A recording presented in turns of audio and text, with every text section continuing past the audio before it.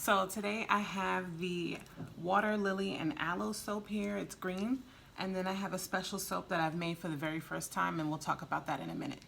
So I've already got my setup happening. I've got a clean cutter. I've got my loaves sitting here waiting for me. They're nice and dry, and I've been drying them for about an hour.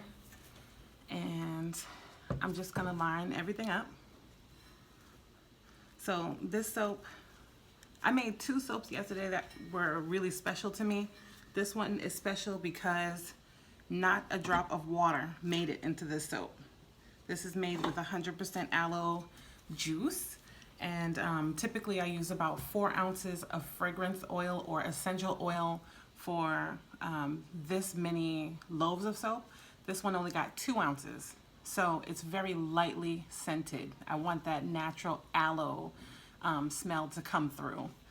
The smell is kind of, it's rose, jasmine, sandalwood, and water lily. It smells really pretty. Ooh, big cut. So we swirled it with a couple of shades of green.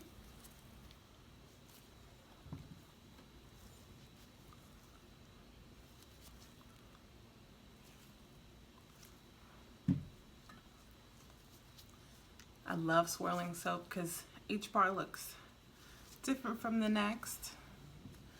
This one won't be ready for a while. I mean, they're pretty solid, but let's let those cure a little while, a couple weeks before we actually put them up on the website. Yeah, it's very lightly scented, so if you're a person that doesn't like floral but want to try floral, this is a good one to start with because it's not overly strong. Very lightly scented. It smells really pretty. I like that rose kind of scent that's in it. I like florals. Rose is really pretty.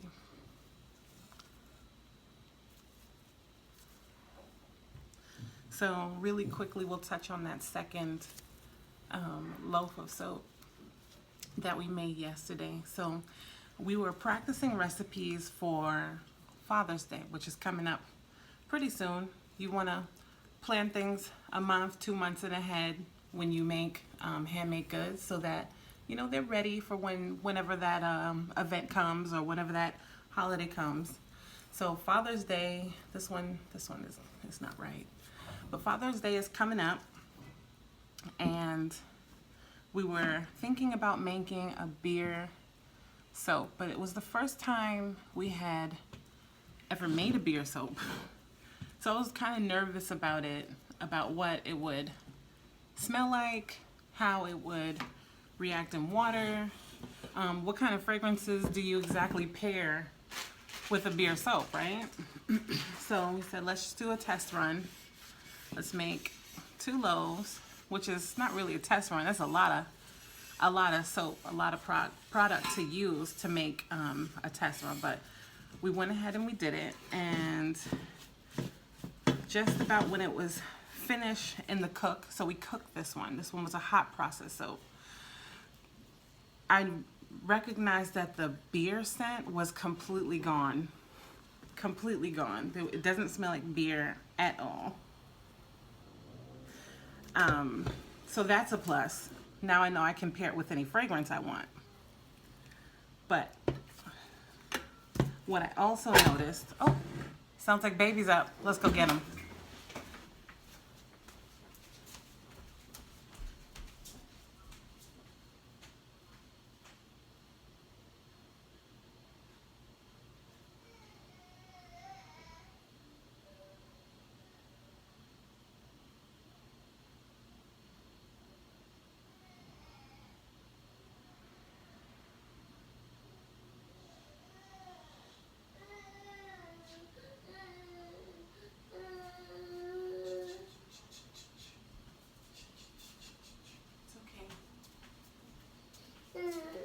Want to help mommy? Want to help me?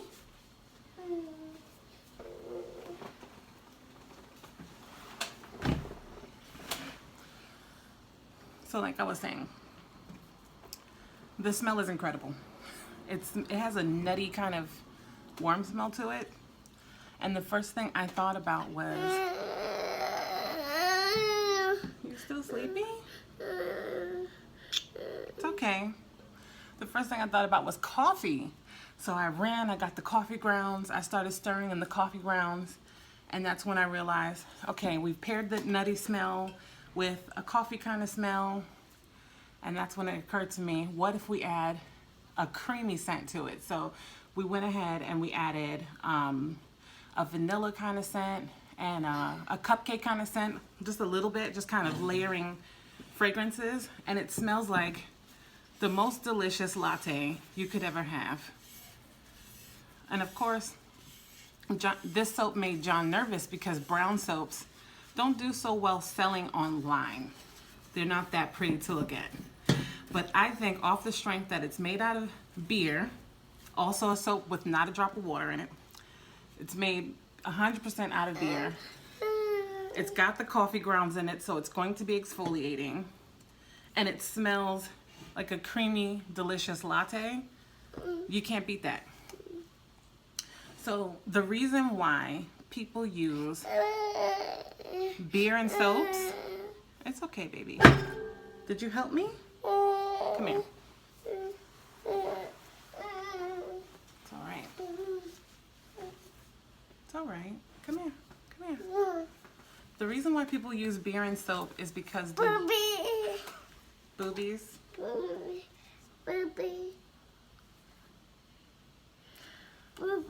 Okay, we'll do boobies in 1 minute. All right, baby. The reason why people use beer and soaps is because it increases the lather in the soap. It softens the water. So if you live somewhere with hard water, this is definitely a soap that would still bubble and suds for you. Sometimes soap doesn't bubble in hard water. And the yeast in the beer actually works as an antibacterial. So if you have acne on your body, there are people that are prone. It's white. There are people that are prone to like abscesses. The yeast in the soap will kind of attack the bacteria that causes the abscess. So people have been using beer and soap for a very long time, but I'm glad that I tried it. I love the way it smells. Reminds me of breakfast. Oh yes, I forgot. We also put a little bit of yogurt in it too. So yogurt has lactic acid, which also naturally exfoliates the skin. So if the coffee grounds aren't enough, the lactic acid in the yogurt will do all the rest of the work. So I'm gonna go give the baby some boobies, and thank you all for watching.